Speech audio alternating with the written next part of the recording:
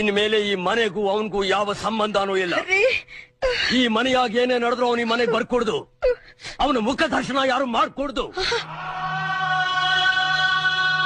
ಇದನ್ನ ಮೀರಿ ಏನಾದ್ರೂ ನಡೆದ್ರೆ ಈ ಮನೆಯಾಗ ಯಾರನ್ನೂ ಉಳಿಸಾಕಿಲ್ಲ.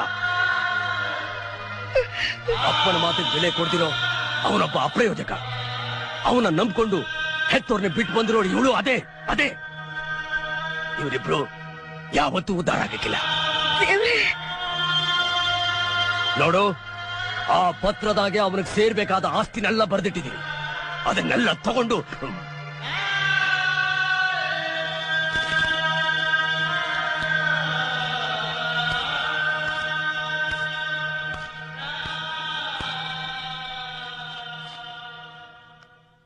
ಬೆಲೆನೇ ಕಟ್ಟೋಕಾಗ್ದಿರೋ ಆಸ್ತಿ ನೀವಿರುವಾಗ ನನ್ಗಿದೆಲ್ಲ ಯಾಕಪ್ಪಾಜಿ?